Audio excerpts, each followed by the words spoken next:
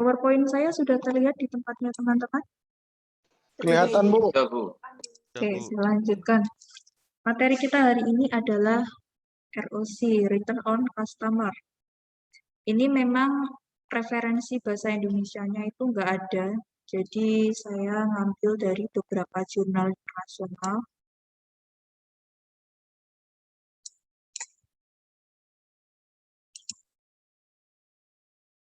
Sebelum kita lanjutkan, apa yang dimaksud dengan ROC? Nah, kita mungkin ada yang pernah dengar ROI, atau belum pernah dengar sama sekali.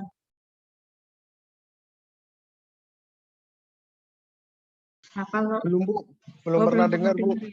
Oke, kalau di orang bisnis, orang manajemen, orang keuangan, itu sudah sangat familiar sekali dengan yang namanya ROI, Return on Investment, yaitu ukuran kinerja yang digunakan untuk mengevaluasi efisiensi investasi.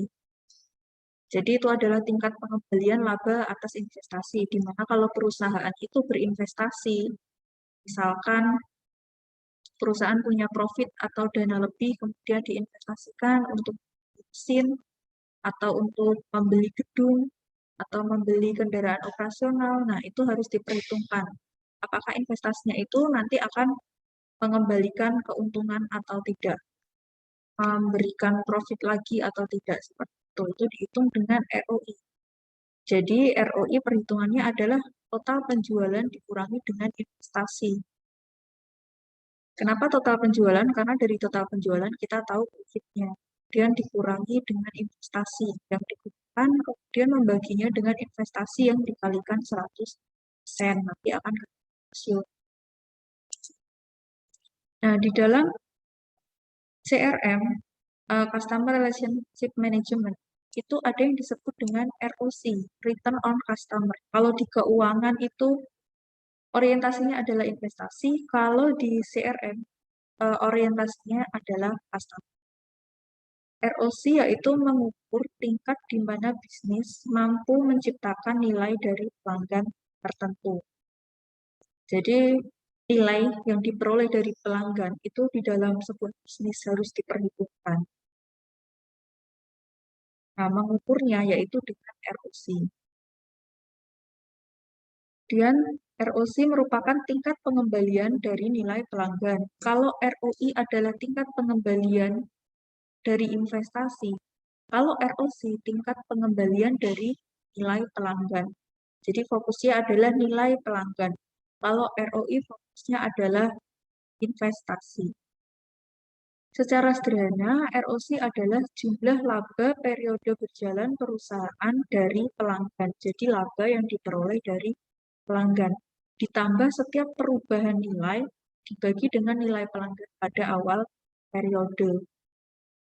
Nah, jadi perubahan nilai pelanggan itu kan sebenarnya kualitatif sifatnya.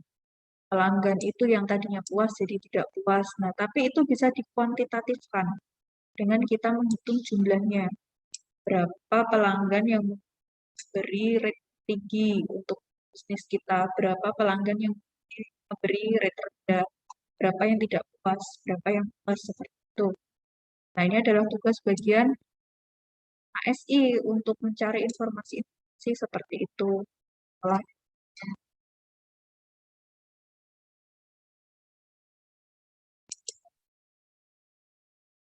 Kemudian, seberapa penting ROC? Nah, kita harus tahu dulu, promosi untuk mencari pelanggan baru itu membutuhkan waktu yang lama dan biayanya banyak. Kita harus melakukan spek. Harus, kalau misalkan itu kita menggunakan personal selling, seperti penjualan rumah, penjualan mobil, itu kan harus personal selling.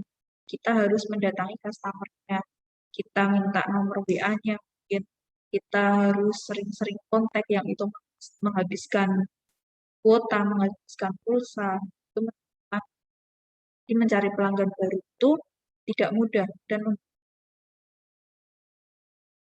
kemudian tingkat penjualan sangat dipengaruhi oleh pelanggan yang membeli ulang. Nah, jadi penjualan suatu produk di dalam sebuah perusahaan selama 1 tahun penuh, itu belum tentu yang beli itu orang-orang baru.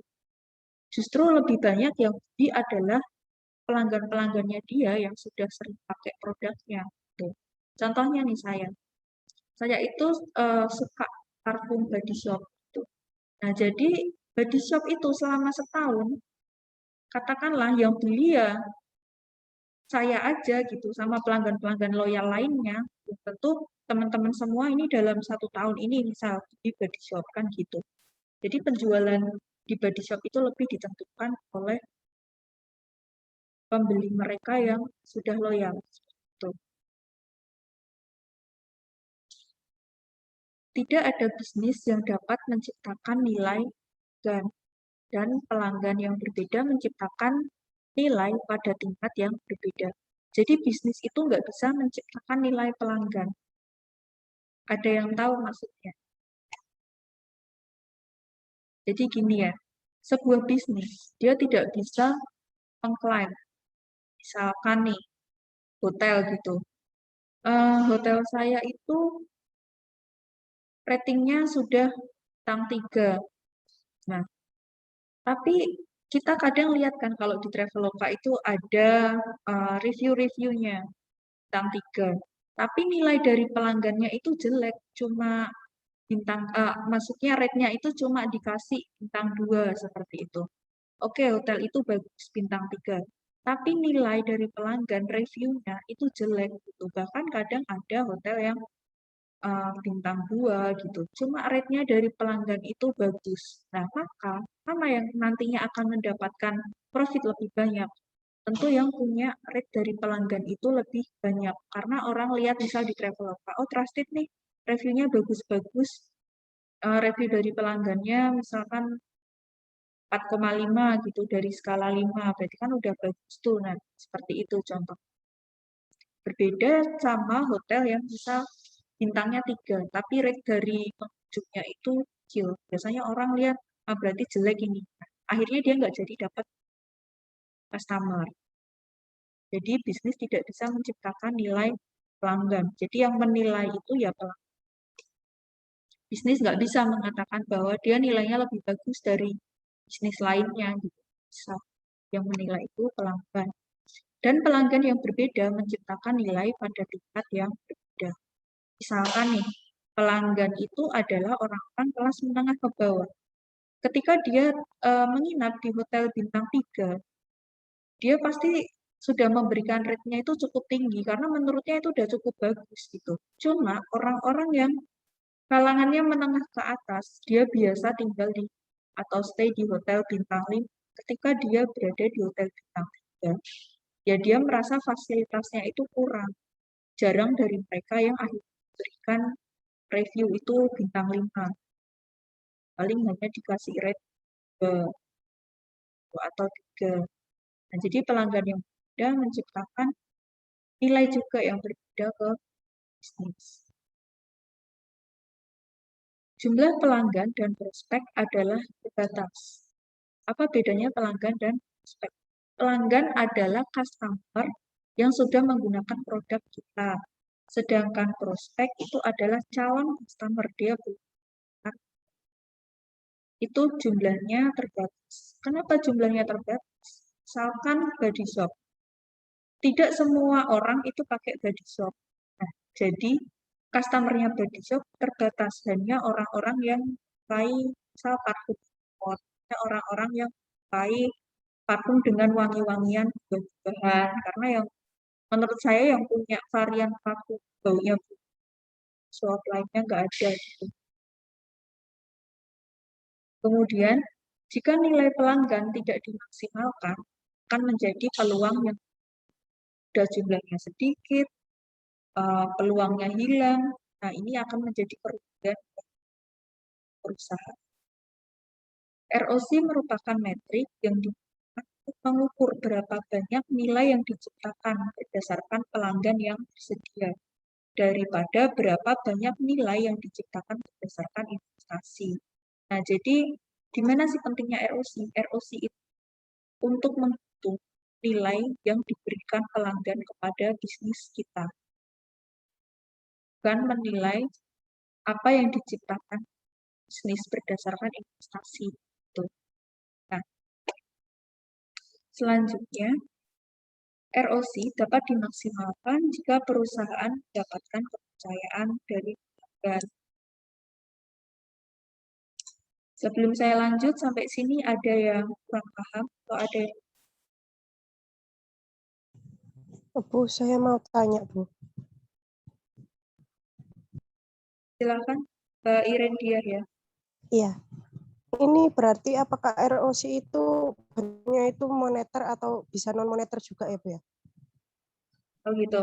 Oke. ROC ini awalnya mencari informasi yang bentuknya non-moneter. Misal kayak kepuasan pelanggan, review pelanggan, kemudian berapa kali dia mengulang seperti itu. Nah, kemudian dia diperhitungkan dan nanti hasilnya adalah moneter. Nah, nanti kita akan bahas lebih lanjut. Oke, pertanyaannya. Yang lainnya ada? Belum ada, saya lanjut. Nah, kita pelajari dulu ROI supaya kita bisa membuktikan dan lebih paham apa itu ROC.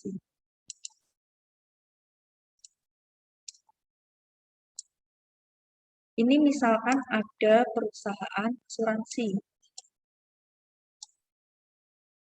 Nah, terdapat dua inisiatif pemasaran yang berbeda yang menghasilkan keuangan yang berbeda. A adalah asuransi mobil dan properti, dan B adalah asuransi jiwa. A membutuhkan investasi $4 per pelanggan untuk menciptakan nilai total $6. Jadi dari $4, itu perusahaan mendapatkan nilai dari pelanggan $6. Nah, investasi pemasarannya itu apa ya? Dia bikin iklan, bikin promosi, bikin diskon. Nah, itu kan membutuhkan biaya. Misalkan yang harusnya harga polisnya itu per tahunnya 10 juta, tapi karena sedang ada promo, ada diskon, harga polisnya jadi 4 juta. Nah, 4 jutanya itu kan jadi biaya untuk perusahaan. Itu. Nah, membutuhkan $4 per pelanggan untuk menciptakan nilai total. Artinya, setiap pelanggan menciptakan $2 nilai produksi setelah investasi $4. Nah, kemudian yang B, membutuhkan investasi $12 per pelanggan untuk menciptakan nilai total $14. Artinya, setiap pelanggan menciptakan $4 dalam nilai produksi per pelanggan pada investasi. Kalau kita menggunakan perhitungan ROI, hasilnya akan seperti ini. Pada treatment A, investasi perusahaan itu $4. Kemudian, nilai yang diberikan pelanggan atau value create per customer itu adalah $4. Nah, nilai baru yang dihasilkan adalah $2. Jadi ketika kita berinvestasi $4, kemudian nilai yang dihasilkan dari pelanggan itu adalah $6, nah kita dapat nilai yang dinominalkan itu jadi $2. Itu $2 yang masuk di keuntungan perusahaan. Nah, berapa persen return on investment-nya? Return on investment-nya adalah 5%. Ini ada perhitungannya.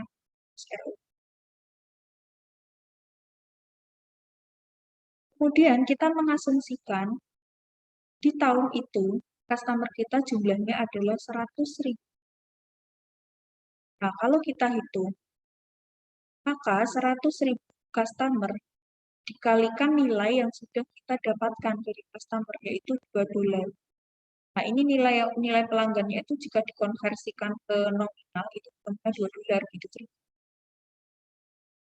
Nah, kemudian, berapa share value yang tercreate, yang terbentuk? Nah, itu adalah sebesar $200. Tuh. Sekarang kita lihat nih yang B. Kita menginvestasikan $12 untuk nilai pelanggan $16. Nah, yang kita hasilkan adalah $4. Nah, berapa nih ROI-nya? ROI-nya adalah 33%, yaitu dari 4 dolar bagi 12 dolar. Rasionya adalah 33%. ROI-nya lebih rendah dari yang treatment. Nah, ketika kita mengalihkan ini, 4 dolarnya dengan jumlah customer kita dalam setahun itu, maka ketemulah shareholder value create adalah 400.000 dolar.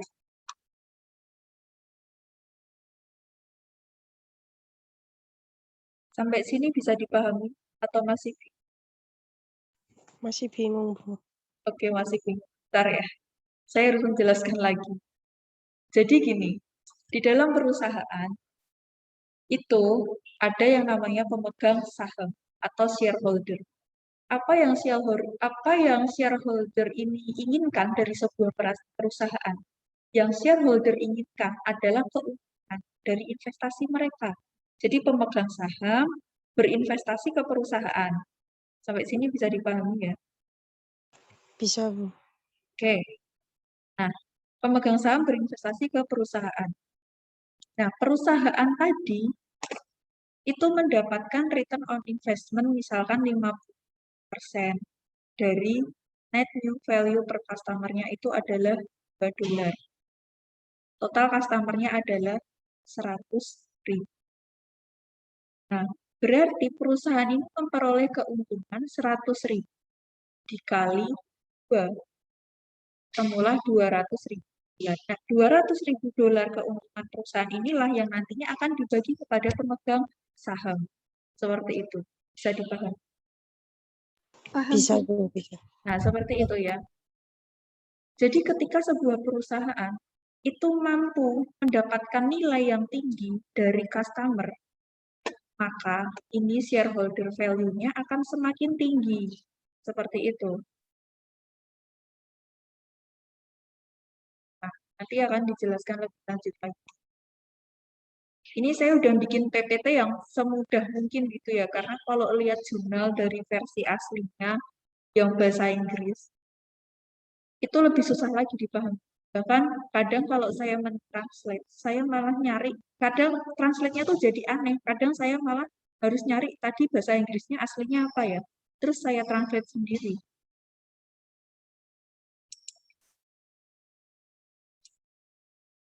Nah, jadi perusahaan X mungkin menemukan bahwa uang yang diinvestasikan pada agen yang didedikasikan untuk jual mobil dan polis properti sebenarnya menghasilkan ROI yang lebih tinggi daripada uang yang diinvestasikan pada agen asuransi jiwa. Nah, kita lihat lagi.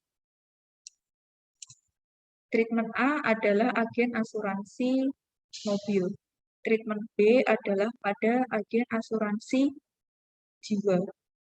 Nah, kalau dilihat dari ROI-nya, asuransi mobil ini ROI-nya lebih tinggi.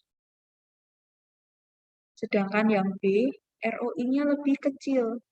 Karena apa? Karena mungkin yang A, karena dia asuransi mobil gitu ya. Itu biaya untuk iklannya itu mungkin kecil gitu. Karena lebih mudah. Biasanya orang baru itu dari dealer langsung ditawarkan asuransi mobil, asuransi kerusakan, asuransi kehilangan gitu. Sedangkan kalau asuransi jiwa, ini marketingnya benar-benar harus cari nasabah sendiri. Seperti itu. Jadi investasinya besar. Nah, maka pengembalian dari treatment A ini akan lebih besar. Karena modal yang digunakan untuk investasi lebih kecil.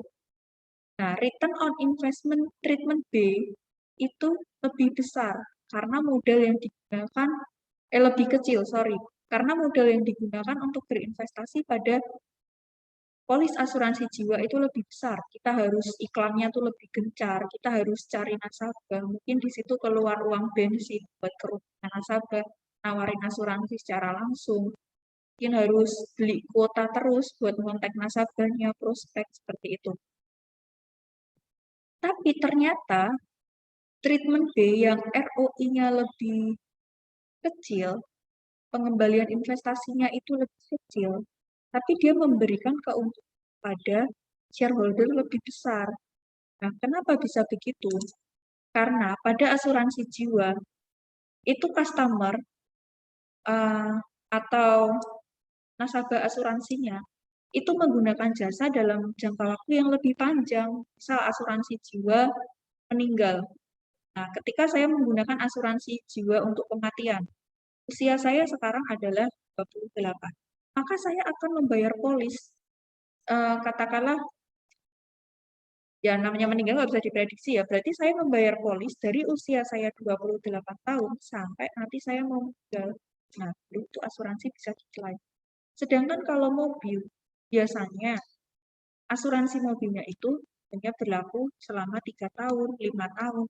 Kalau orang itu ganti mobil, ya asuransinya berhenti. Seperti itu. Sampai sini bisa dimengerti logikanya? Bisa, Bu. Oke. Saya ulang lagi, jadi perusahaan X mungkin menemukan bahwa uang yang diinvestasikan pada agen yang didedikasikan. Bisa, Bu. Oke ya, saya lanjut. Nah, jadi perusahaan X mungkin menemukan bahwa uang yang diinvestasikan pada agen yang didedikasikan untuk jual mobil dan properti sebenarnya menghasilkan ROI yang lebih tinggi. ROI lebih tinggi dikarenakan modal untuk berinvestasi ke iklan dan lain-lain itu lebih kecil, jadi ROI-nya lebih tinggi daripada uang yang diinvestasikan pada agen asuransi jiwa. Dibutuhkan lebih banyak pelanggan untuk mendapatkan yang lebih tinggi ini. Nah, pada asuransi mobil itu dibutuhkan lebih banyak pelanggan. Karena apa? Karena pelanggan asuransi mobil itu paling cuma 3 tahun, 5 tahun, seperti itu. Tetapi tidak terlihat oleh perusahaan X karena tidak melacak biaya untuk mengkonsumsi lebih banyak sumber daya pelanggan. Seperti itu. Jadi, sebenarnya kalau kita memelihara pelanggan lebih panjang, itu keuntungan yang didapat itu sebenarnya lebih banyak. Nah, maksudnya seperti itu. Nah, sekarang kita masuk ke ROC.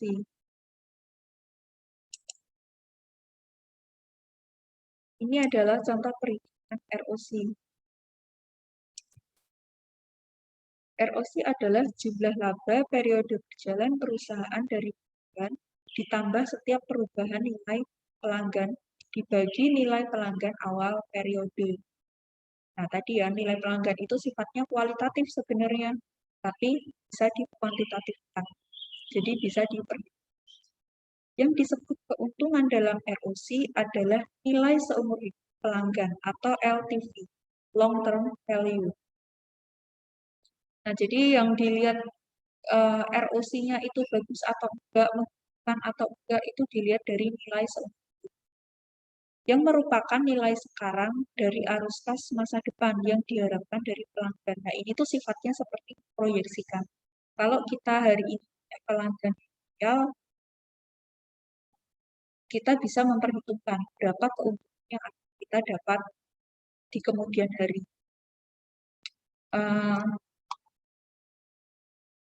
Saya contohkan apa ya yang gampang ya.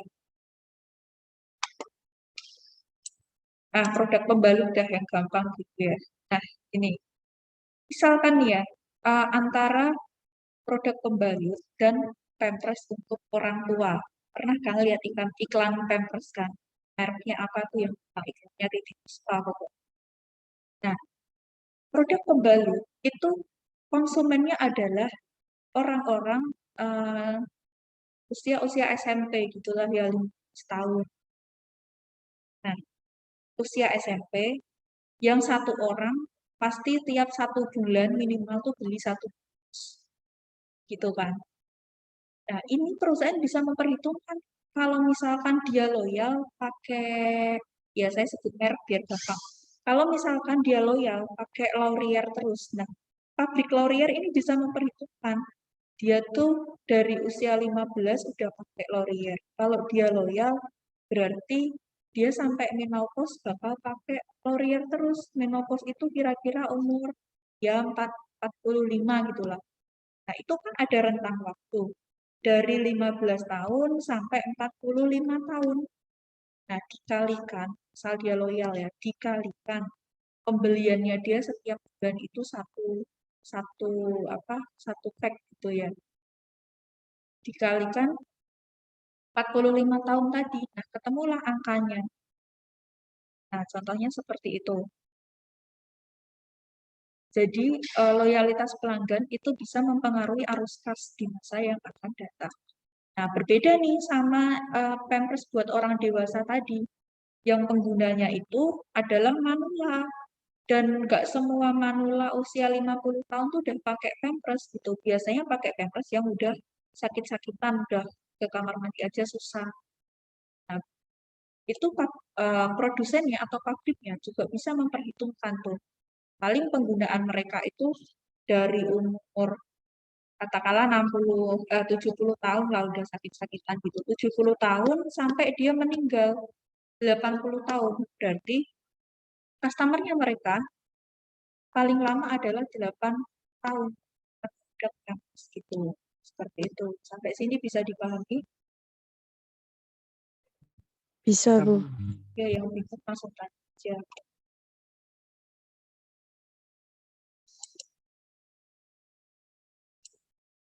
Nah, apa sih hubungan ROC dengan ROI? Oke, ROI kan return on investment. Jadi berapa pengembalian dari investasi. Nah, ini saya melihat dari sudut pandangnya adalah investasi dari para shareholder gitu ya. Atau dari para pemegang saham. Misalkan nih, ROC, sebuah perusahaan yang tidak memperhitungkan ROC, tidak memperhatikan ROC, gitu ya. Nah, perusahaan itu punya pelayanan yang buruk akan mengakibatkan pelanggan kecewa. Nah, pelanggan yang kecewa akan menurunkan LTV, long term value. Nah, pelanggan yang kecewa ini kan biasanya bisa jadi dia tetap pakai produk, tapi pembeliannya sedikit, atau justru bisa jadi dia sama sekali nggak pakai produknya lagi, pindah ke produk lainnya. Tuh. Kalau LTV-nya menurun, nilai pelanggannya ini menurun, gitu ya, maka cash flow-nya akan turun. Nah, seperti yang saya contohkan tadi, misalkan hotel bintang 3 sekali, kalau reviewnya itu jelek, lama-kelamaan dia akan kehilangan pelanggan. Karena pelanggan yang berikutnya, misalkan orang-orang sebelumnya ngasih review Hotel Melati itu cuma bintangnya kecil gitu ya, karena fasilitasnya dan pelayanan jelek. Nah, kemudian saya di Traveloka lihat, oh Hotel Melati nih, rate-nya rendah nih, saya nggak jadi nginep di situ saya nggak jadi nginep di situ. Kemudian, misalkan Mbak Iren lihat lagi, oh reviewnya jelek, nggak jadi nginep di situ. Nah, udah 2 orang kan yang 2 customer potensial yang nah, Hotel Melati nggak jadi dapat pendapatan, maka cash flow-nya akan setelah cash flow ini turun, maka profit dari perusahaan juga akan turun. Apa yang terjadi kalau profit perusahaan turun? Ya harga sahamnya turun karena pendapatan yang rendah di masa yang akan datang. Kenapa harga sahamnya turun? Karena orang-orang melihat, ngapain saya investasi ke perusahaan itu, kalau perusahaannya nanti bangkrut, uang saya nggak kembali, saya nggak dapat dividen, saya nggak dapat seperti itu, contoh. Jadi, meningkatkan nilai pelanggan berbanding lurus dengan meningkatkan nilai pemegang saham. Jadi, kalau pelanggan di dalam perusahaan itu bagus, memberikan nilai yang terus meningkat, penilaiannya itu bagus, nah, maka akan meningkatkan nilai pemegang saham. Jadi pemegang saham itu akan terus memberikan modal atau investasi ke perusahaan. Nah, seperti itu. Jadi ini berbanding. Sampai sini bisa dipahami ya. Nah, saya punya contoh. Perusahaan yang memperhatikan ROC dengan yang tidak. Itu. Contoh singkatnya seperti ini. Saya tuh pernah dimintain tolong kakak saya buat beli kue ke pacarnya gitu. Nah, dia pengen kuenya itu nyampe di kantor pacarnya itu jam 6 pagi karena pacarnya itu kerjanya di bandara yang jam 5 pagi itu udah harus standby di kantor gitu. Nah, saya pesen H-1. Saya pesen di Harvest Cake. Karena waktu itu kakak saya pengen cake yang ada fotonya. Nah, yang bisa bikin itu biasanya Holland. Saya di Holland Bakery. Cuma karena loadnya lagi tinggi waktu itu Lebaran, Holland Bakery nolak, nggak bisa. Udah saya pesen karena Holland Bakery fokus ke kue-kue Lebaran. Terus saya pesen ke Harvest Cake. Nah, setelah kuenya jadi, yang bikin roti itu gak mau nempelin fotonya, alasannya susah. Terus saya disuruh nempelin fotonya sendiri. Ya udah, saya iyain aja, saya pikir bisa gitu. Ternyata susah. Jadi sampai malam itu saya begadang cuma buat gimana caranya fotonya tuh nempel di kuenya bagus gitu. Nah, saya ngomong kan ke cowok saya gitu, gimana nih kuenya nggak jadi-jadi malah tambah rusak. Nah, terus cowok saya bilang, ya besok dibalikin lah, masa kue 1 juta kamu masih susah gitu. Nah, nggak enak dong sama harganya, pasti nggak mau gitu. Saya udah mikir, pasti nggak mau. Ya udah besok tak temenin. Akhirnya saya ke Harvest Cake, saya komplain. Benar kasirnya nggak mau. Bilang, oh nggak bisa, karena kue yang udah dibikin nggak bisa kembali lagi atau ditukar. Nah, terus cowok saya marah, loh ini kue harga 1 juta loh. Terus kalau nggak jadi gini, mau diapain? Mau. Em, ini kan mau dikasih orang, nggak bisa gitu dong. Saya masak 1 juta jadinya sia-sia gitu aja. Terus akhirnya cowok saya bilang, udah panggilin manajer kamu tuh kan bawahan, kamu nggak bisa ngambil keputusan. Saya tahu, panggilin aja manajer. Nah benar, dipanggilin manajernya. Nah manajernya datang ramah. Oh gini masalahnya kuenya, bla bla bla, seperti itu. Terus akhirnya, oh ya baik saya ganti yang baru ya. Bahkan manajernya bilang seperti itu. Terus kuenya dibawa ke dalam, digantilah dengan yang baru. Sudah jadi kuenya yang baru. Nah, karena cowok saya ini emang orangnya berani, nggak kayak saya ya. Dia orang Batak itu kan bawaannya lebih tegas. Karena saya orang Jawa itu jadi sungkanan seperti itu. Dia masih nanya, saya ke sini itu buang waktu. Ini kue harusnya saya antar jam 6 pagi, tapi saya menyesuaikan jam bukanya Harvest Cake jam 9 pagi. Saya terlambat nganterin kue ke tempatnya. Kemudian saya harus membuang waktu semalaman buat betulin kuenya yang akhirnya nggak jadi. Saya harus habis bensin ke sini. Terus kompensasi dari Harvest Cake apa? Oh iya Pak, baik-baik, ada kompensasinya. Nah, terus kita dikasih kue 2 slice yang harganya tuh seharusnya 50.000 satu.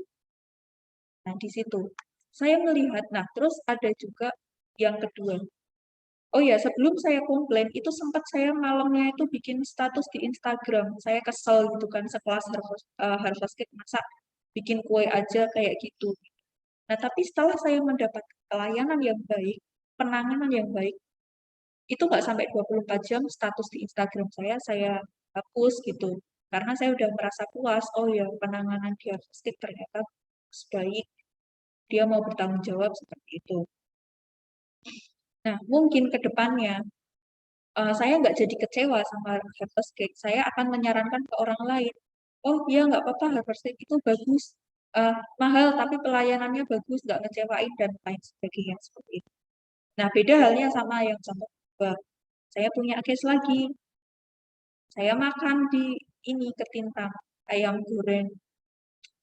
Sebut aja CC gitulah ya. Nah di situ memang rame di lantai bawah itu banyak ojol gitu yang makanan juga. Akhirnya saya makan di atas. Nah, setelah saya bayar, saya tanya, Mbak kira-kira berapa lama? 15 menit, Mbak. Oke, saya naik ke atas. Saya nunggu, saya ngobrol sama teman saya, terus di sebelah saya tuh ada, ya mereka pacaran gitulah ya, tapi datangnya lebih dulu dari saya. Dan saya ngobrol, ternyata nggak kerasa, udah 1 jam, dan ayam saya belum datang. Saya turun, Mbak udah 1 jam, kok belum ada? Bilang kayak gitu. Terus, oh ya Mbak ditunggu sebentar ya Mbak. Mungkin 15 menit lagi. Oke, saya naik lagi. Naik lagi, masih saya tunggu lagi 15 menit. Nggak datang-datang. Terus saya turun lagi. Mbak, gimana? Udah 15 menit, saya nunggu 1 jam lebih berarti.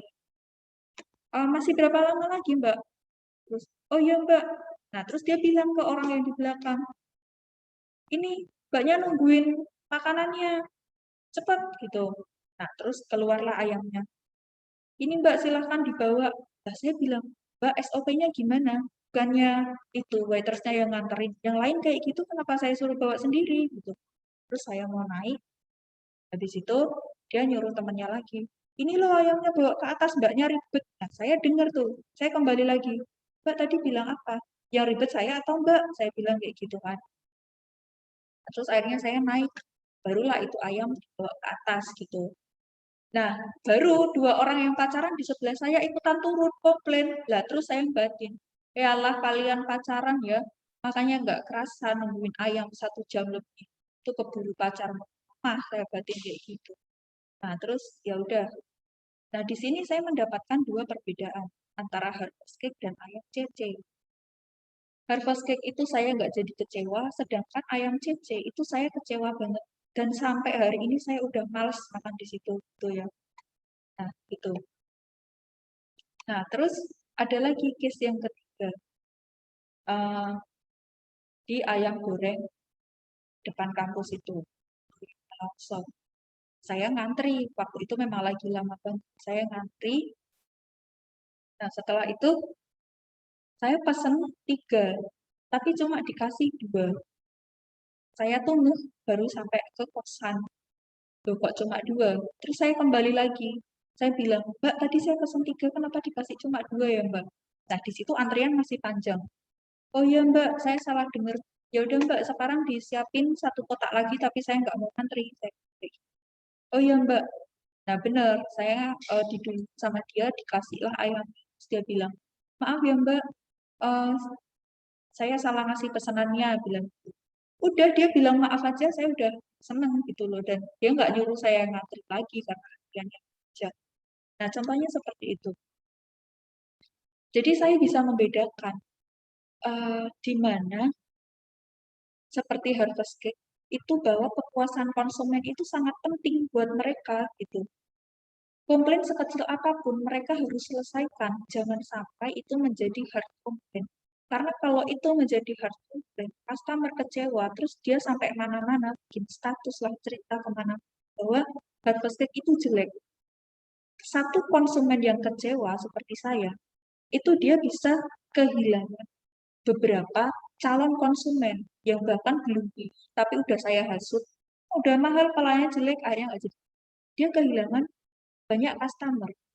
Jadi betapa pentingnya bagi harvest bahwa pelayanan itu harus sebaik mungkin.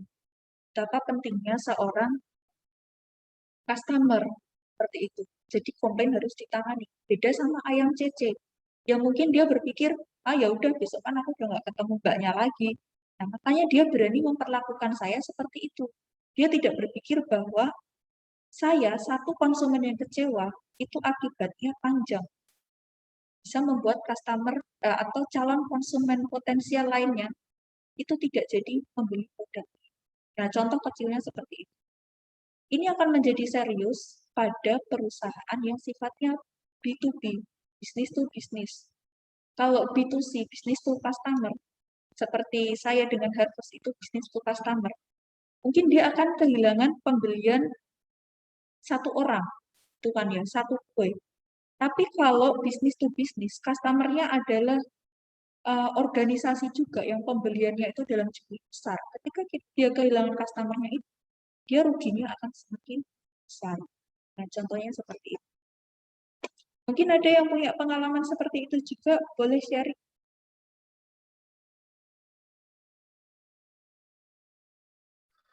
Mungkin saya Bu ada Bu pengalaman Bu. Oke, boleh diceritakan Mas.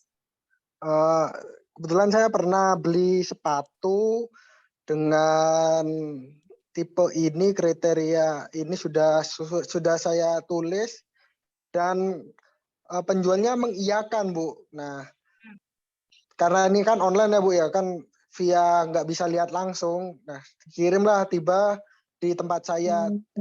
Nah, ketika tiba di tempat saya, sepatunya itu nggak sesuai. Artinya bentuknya sama, tapi nggak ada satu item yang nggak sesuai dengan kriteria saya. Nah, saya komplain, wajar kan komplain. Tapi dia berani menukar balik. Cuman ongkos kirimnya ditanggung saya, itu kan jadi kekecewaan buat saya sih sebetulnya, Bu. Sebagai customer, seharusnya kan ini kesalahan di pihak penjual, bukan di pihak saya. Kenapa kok saya yang membayar ongkos kirim kembali ke penjualnya itu sih, Bu. Oke. Nah, kadang juga seperti itu ya. Maksudnya, seorang penjual itu ingin memberikan pelayanan, tapi setengah-setengah gitu. Itu kan kesalahan sepenuhnya ada di penjualnya sebenarnya. Tapi kadang customer juga yang dirugikan. Nah, inilah masalah yang ada di negara kita. Kadang banyak bisnis yang mereka tidak memikirkan betapa pentingnya kepuasan pelanggan. Jadi mereka hanya memikirkan profit untuk dirinya sendiri. Padahal itu nggak bagus juga gitu. Jangan dia berpikir nggak mau rugi karena nanggung ongkir, kemudian ditanggung customer-nya aja. Padahal itu ke depannya akan berakibat yang tidak baik juga untuk penjualnya itu sendiri. Jadi memelihara konsumen itu adalah seperti investasi jangka panjang gitu. Nah, seperti itu. Oke, terima kasih Mas contohnya. Teman-teman yang lain paham ya, sampai sini bisa dimengerti ya? Bisa, Bisa. Bu. Oke.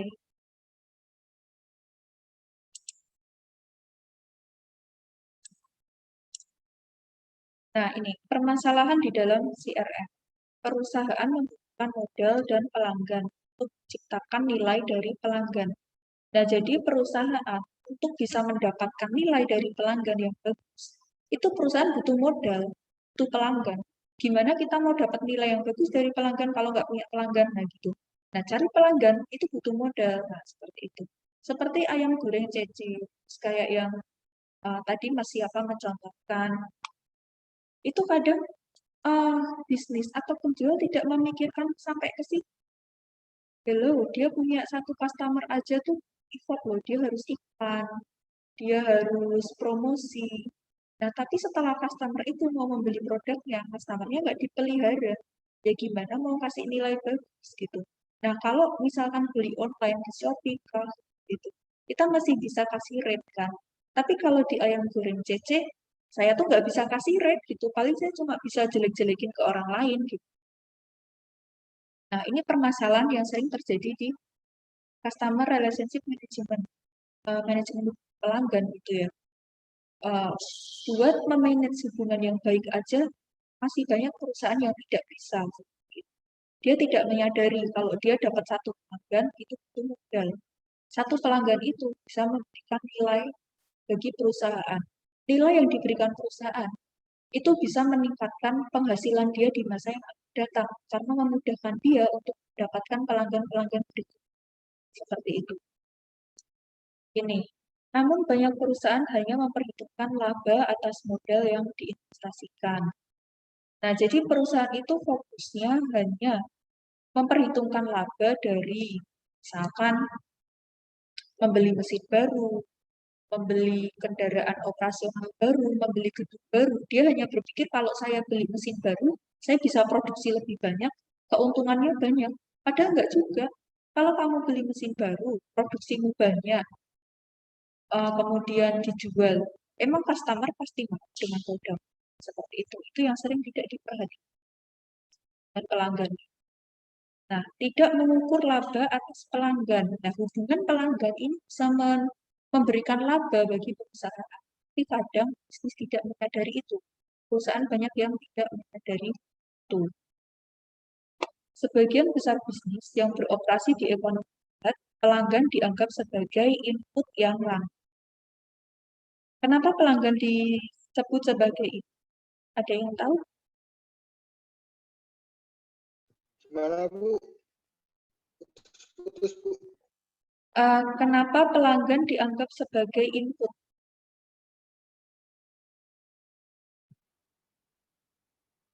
Karena pelanggan juga ikut mengembangkan bisnis yang kita punyai, Bu. Begitu, Bu. Dengan Menurut cara saya, Bu. apa? Ya, yang jelas effort membeli. Kalau nggak punya istilahnya nggak punya uang, Beli itu setidaknya dia kan memasarkan. membeli, memasarkan itu kan output. Kita udah produksi, dibeli sama customer. Nah, kenapa customer sebagai input? Coba saya jelaskan ya. Nah, sebagian besar bisnis yang beroperasi di ekonomi berat, pelanggan dianggap sebagai input yang langka. Kenapa pelanggan adalah input? Karena pelanggan itu memberikan informasi. Nah, ini yang menjadi input bagi produsen. Pelanggan itu memberikan nilai. Nah, ini yang jadi input bagi produsen. Kenapa? Karena ketika pelanggan itu memberikan informasi, misalkan apa yang dia sukai, apa yang dia tidak sukai, ini akan menjadi masukan, input bagi manufaktur untuk dia memproduksi barang atau output selanjutnya itu sesuai apa yang customer mau. Karena kalau dia produksi banyak, tapi tidak sesuai dengan yang customer mau, ya tidak terjual. Pada akhirnya rugi. Seperti itu contoh. Kemudian nilai yang diberikan bagi pelanggan itu adalah input juga.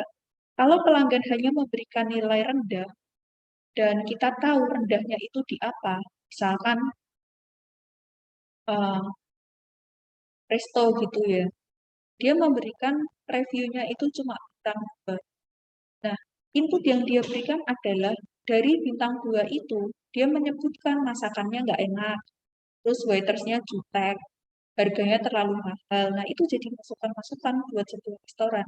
Yang pada akhirnya nanti kalau dia memproduksi lagi, bikin makanan lagi, itu lebih enak lagi, harganya sesuai.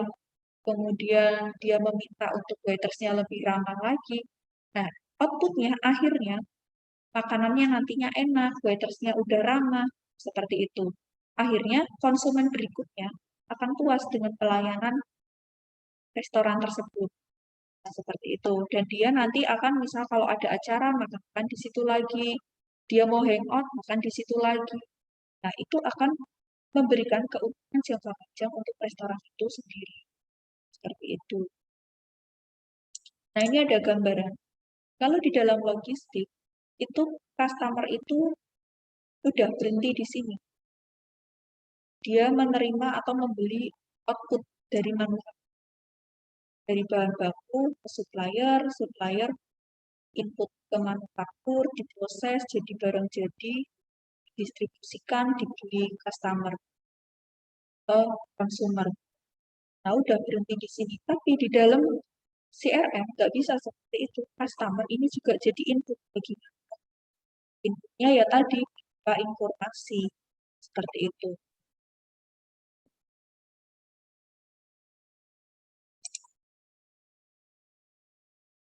Ini ada sumber daya produksi dari paradigma lama dan paradigma baru. Di mana kalau paradigma lama, sumber daya produksi itu hanya terdiri dari manusia, money atau uang, material, bahan baku, mesin, metode, dan market.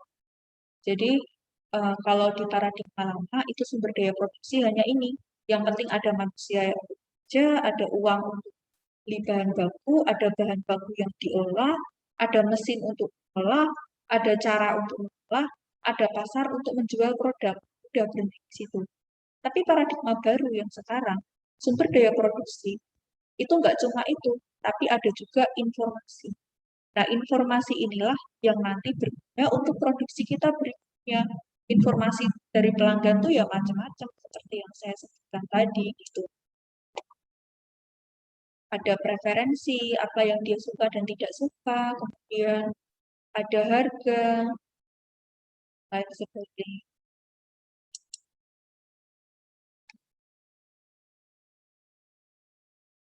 Probabilitas LTV dari prospek. Maksudnya adalah kemampuan ya, kemungkinan long term value dari calon customer. ROC metrik tidak hanya dapat diterapkan pada masalah yang membutuhkan pelanggan saat ini, tetapi juga pada prospek. Jadi kita tuh menghitung ROC itu tidak hanya diterapkan pada pelanggan yang sudah membeli. Misalkan tadi, kayak contoh produsen pembalut. Ya. Jadi kita tidak hanya bisa menghitung yang sudah beli dari 15 sampai pembelian dia di itu dia bakal memberikan keuntungan berapa ke kita. ROC tidak hanya bisa menghitung dari situ, tetapi juga pada prospek, yaitu calon pelanggan, pelanggan yang bahkan produk kita. Penting untuk menciptakan nilai sebanyak mungkin dari calon pelanggan.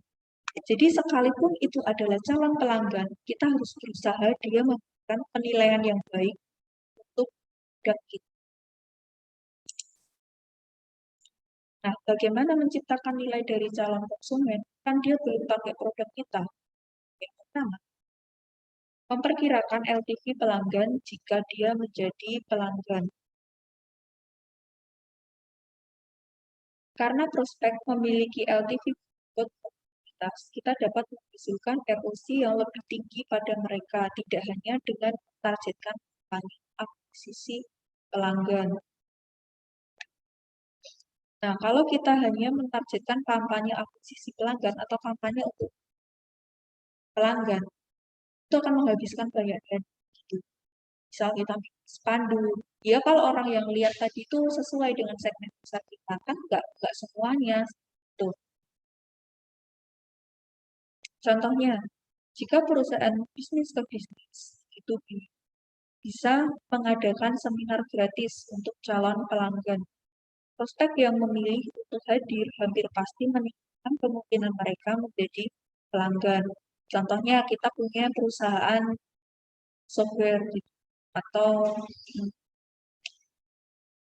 perusahaannya itu membuat website. Nah, itu kan biasanya yang pakai adalah bisnis atau organisasi-organisasi. Nah, kita mengadakan seminar tuh.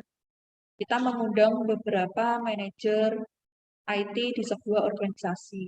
Kita jelaskan, kenapa sih harus bikin webnya itu lewat kita, kenapa harus beli webnya kita, kenapa harus mempercayakan buat web itu ke kita. Kita bikin seminar.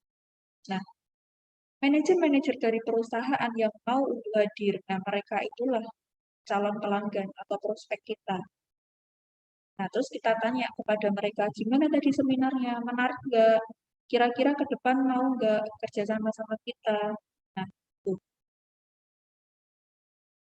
Selanjutnya, jika perusahaan pemasaran B2C, bisnis to customer, bisa menawarkan sampel gratis.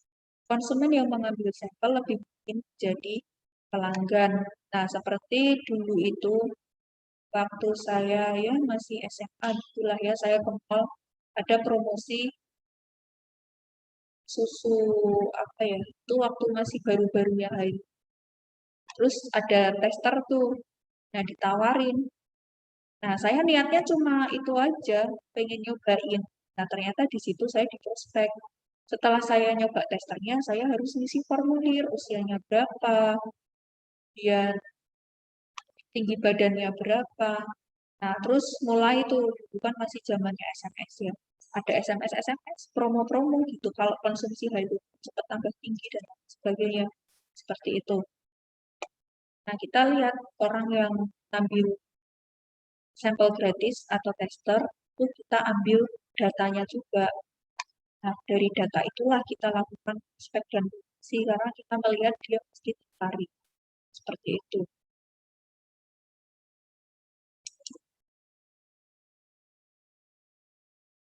Menggunakan ROC dan ROI secara bersama. Pelanggan adalah sumber daya yang angka. Untuk menciptakan nilai bagi pemegang saham, perusahaan harus menciptakan nilai sebanyak mungkin dari pelanggan. Nah, jadi supaya perusahaan kita itu dinilai para pemegang saham itu bagus, maksudnya gitu. Perusahaan kita juga harus mencari nilai dari pelanggan bahwa perusahaan kita itu bagus gitu. Dan prospek yang ada, karena seluruh pelanggan dan prospek perusahaan merupakan potensi operasi bisnis. Kalau kita punya nilai dari pelanggan itu bagus, dia reviewnya bagus, pendapatan kita meningkat, maka para investor yang akan investasikan modalnya itu tertarik untuk investasi di perusahaan kita. Sebentar ada chat dari siapa. Oke, sebentar ya saya kasih tahu. Kalau misalkan mau izin ke toilet, kan teman-teman di rumah nih, ya udah ke toilet aja nggak apa-apa gitu. Atau mau minum dulu, ya udah minum aja nggak apa-apa, nggak usah izin saya gitu ya. Karena saya pikir chatnya itu kan nanti pertanyaan atau gimana. Setelah saya buka cuma izin ke toilet, nah nanti membuyarkan konsentrasi saya dan konsentrasi teman-teman. Jadi silakan aja nggak apa-apa. Besok-besok nggak usah izin ke saya boleh. Nah, sampai mana tadi? Nah, sampai sini. Tetapi hanya karena pelanggan lebih langka daripada modal, tidak berarti modal tidak memiliki nilai. Nah, jadi berinvestasi, modal kita gunakan untuk investasi itu juga perlu. Jadi jangan hanya fokus ke pelanggan juga, semuanya harus balance, harus bisa jalan secara bersama. Jadi perusahaan tidak boleh melakukan inisiatif di mana ROI lebih kecil dari biaya modalnya. ROI adalah keuntungan dari investasi. Jadi investasi nggak boleh lebih kecil, keuntungan investasi nggak boleh lebih kecil dari modalnya. Itu namanya nggak balik modal, namanya rugi. Tidak peduli seberapa bagus ROC atas inisiatif tersebut. Jadi kita bisa memelihara hubungan dengan pelanggan itu bagus banget gitu. Kemudian kita bisa memproyeksikan keuangan kita di masa depan dengan pelanggan kita yang loyal, pelanggan kita yang banyak. Tapi kita mengabaikan untuk berinvestasi ke misal beli gedung, beli mesin. Nah, itu nggak boleh juga, jadi harus seimbang seperti itu. Karena gimana kita mau mempertahankan pelanggan kita yang lokal, membeli produk kita, kalau mesin kita aja udah tua buat produksi itu produknya jelek, itu nggak bisa juga, jadi harus seimbang.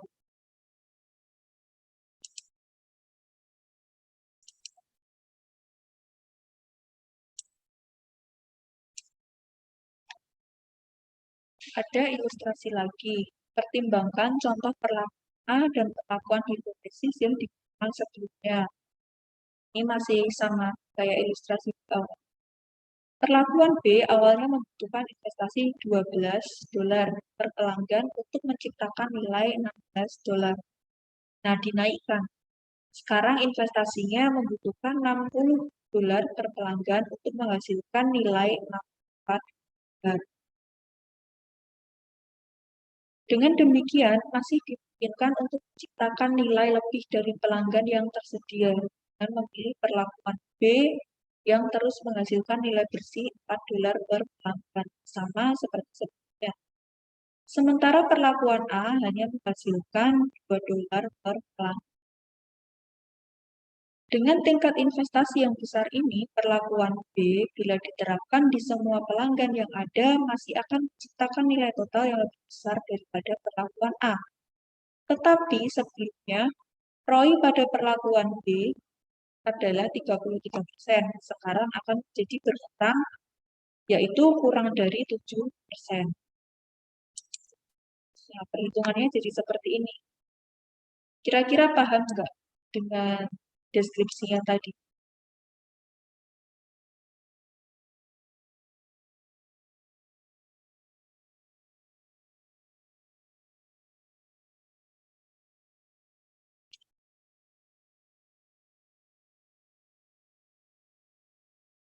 Nggak anak sih. Bingung yang di net new itu, Bu. Kenapa? Bingung yang di net new value itu. Yang di mananya? Yang Yang di mulai tabelnya tadi. oh, ini ya. Nah, jadi tadi penjelasannya.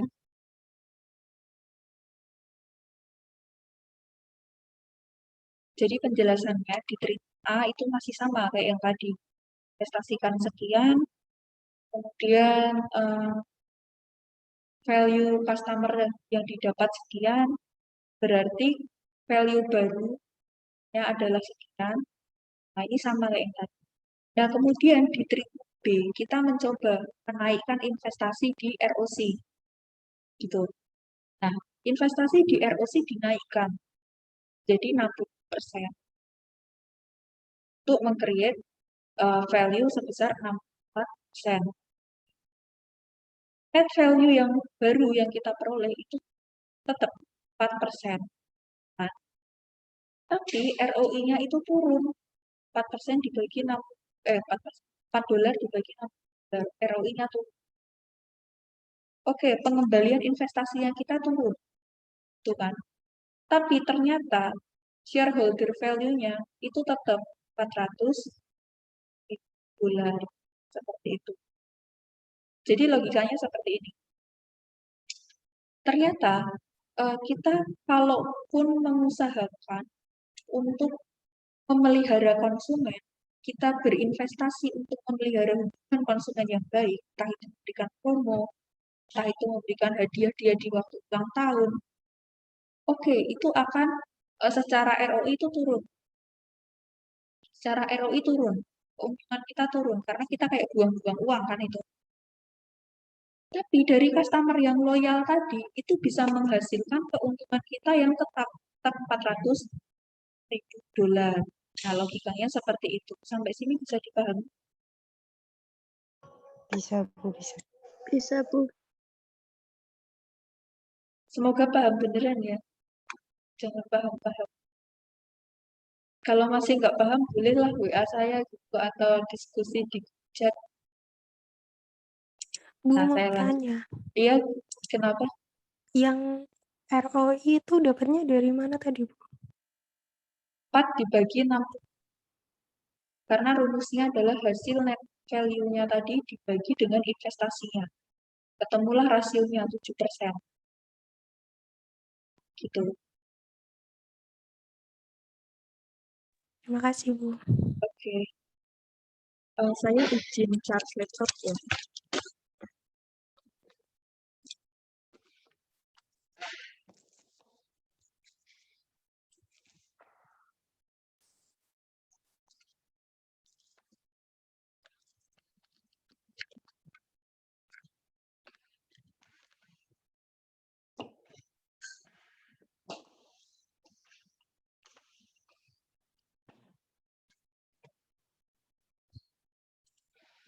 Saya lanjutkan. Jadi apa persamaan dan perbedaan ROI dan ROC? ROC dan ROI keduanya sama, merupakan matriks keuangan. Nah, jadi tadi pertanyaan dari siapa ya, Mbak Iren ya. Jadi ini sebenarnya adalah untuk menghitung keuangan di perusahaan. Tapi yang satu orientasinya adalah laba dari hasil investasi, seperti vaksin, beli gudang baru, atau sewa gudang. Ya. Tapi kalau ROC itu investasinya adalah hubungan pelanggan. Nah, jadi keduanya merupakan metrik keuangan yang dirancang untuk melacak efisiensi yang menghasilkan nilai. Tapi nilai yang di sini dimaksud adalah nilai untuk bank saham. Mengukur berapa banyak, kalau ROC itu mengukur berapa banyak nilai. Ini masih azan, saya stop dulu aja ya. Tadi.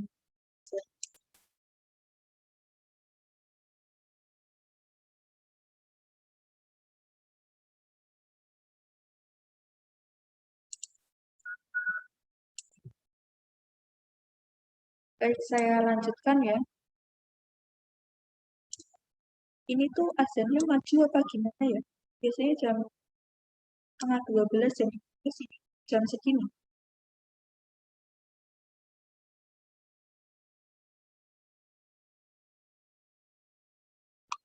Saya nggak ngerti ya, karena saya sleep.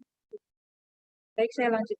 Jadi, kalau ROC itu berapa banyak nilai yang diciptakan relatif terhadap jumlah ekuitas pelanggan yang digunakan untuk menciptakannya. Jadi, ROC itu mengukur perusahaan itu dapat nilainya tuh berapa, itu tergantung dari ekuitas pelanggan. Nah, ekuitas pelanggan merupakan nilai yang diperoleh perusahaan dari hubungan dengan konsumen sepanjang daur konsumen. Nah, jadi baik buruknya perusahaan itu tergantung dari nilai yang diberikan pelanggan. Kalau ROI mengukur berapa banyak nilai yang diciptakan relatif terhadap jumlah uang yang digunakan untuk membuatnya. Jadi baik buruknya perusahaan itu dilihat dari kinerja keuangannya. dari uang yang diinvestasikan gitu. Ini customer equity merupakan nilai yang diperoleh perusahaan dari hubungan dengan konsumen sebagai konsumen.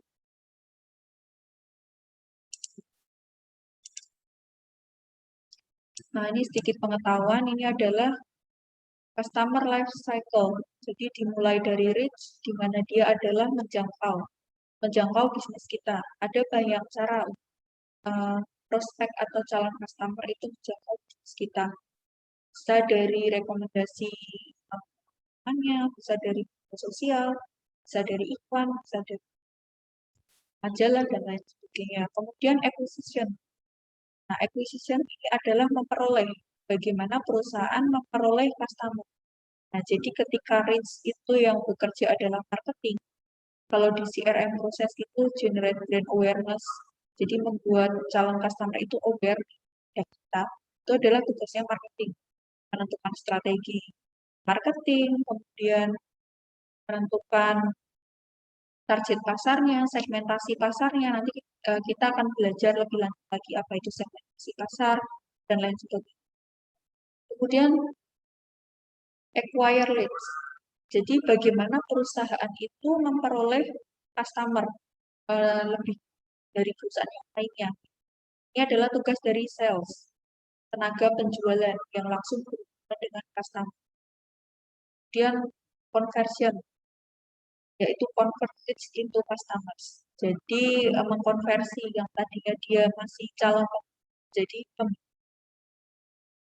Kemudian retention, ketika dia udah membeli, udah suka dengan produk kita harus mempertahankan bagaimana dia tetap loyal sama produk kita. Itu adalah tugas customer service. Jadi misalkan ada pertanyaan dari pelanggan, dia yang menjelaskan. Yang selanjutnya adalah loyalty, di mana mereka sudah menjadi loyal perusahaannya. Nah, seperti itu seterusnya putar gitu ya.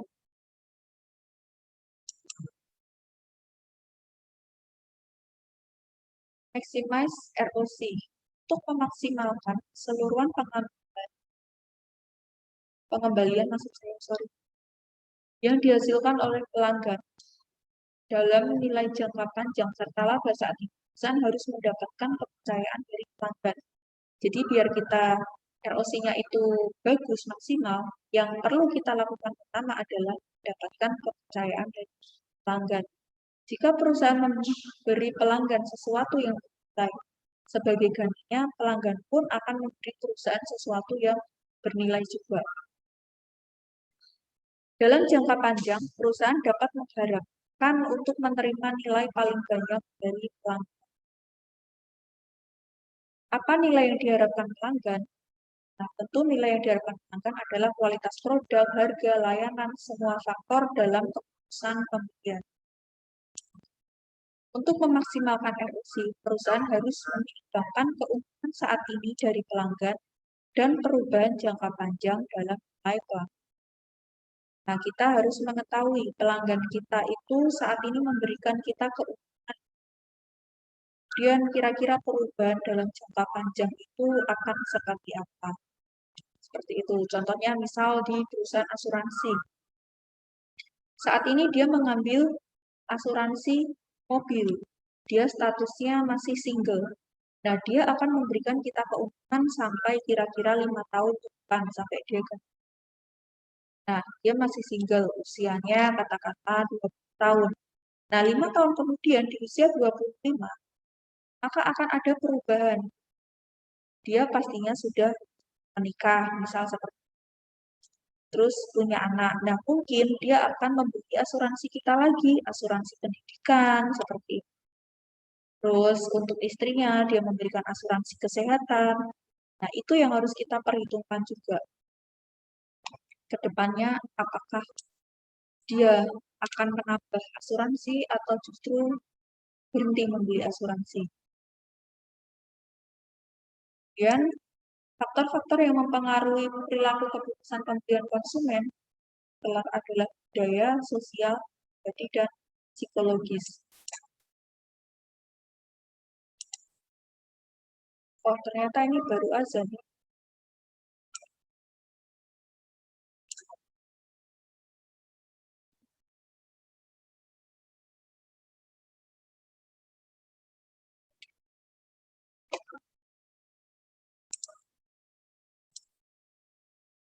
Kan?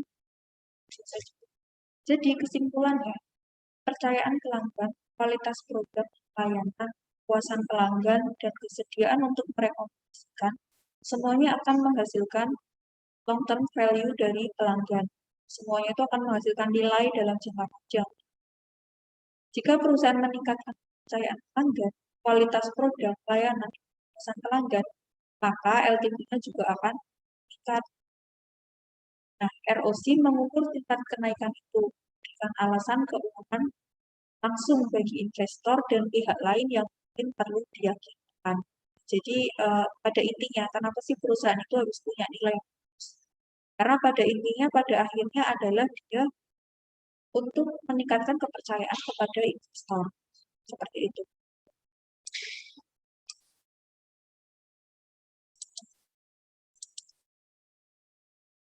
Nah, ini ada quote dari Catherine Sifir. Perlakukan pelanggan seperti Anda ingin diperlakukan jika Anda adalah pelanggannya. Oke, sudah habis slide saya. Mungkin ada pertanyaan sebelum saya akhiri. Belum ada, Bu. Belum ada, Bu. Ada ya. Saya sampaikan sedikit aja karena besok Rabu itu kan libur. Nah, jadi saya kasih tugas ya biar belajar juga. Terus mungkin tetap saya kasih materi tapi dalam sama. Jadi bisa lihat kapan aja. Entah bangun tidur, entah mau tidur atau lagi luang itu tengah hari siang. Karena kalau misalkan nggak saya kasih rekaman, nggak ada kuliah sama sekali, nanti kita harus ganti hari. Gitu. Kan susah ya kadang bentrok sama mata kuliah yang lainnya atau ada kegiatan lainnya kalau misal saya ganti hari Jumat atau Sabtu gitu. Setuju atau enggak kalau gitu? Setuju, Bu. Ya, setuju, Bu. Oke, setuju ya. Hari ini juga ada rekamannya karena ya itu cuma 27. Tapi yang izin ke saya cuma. Baik, kalau gitu pertemuan hari ini saya akhiri. Sehat-sehat ya semua. Minggu depan saya buatkan rekaman aja. Jangan lupa tugasnya juga dikerjakan. Nanti saya share di ini. Terima kasih yang sudah hadir. Saya tutup kuliahnya. Assalamualaikum. Waalaikumsalam. Terima kasih, Bu. Terima kasih, Bu. Ya. Selamat siang.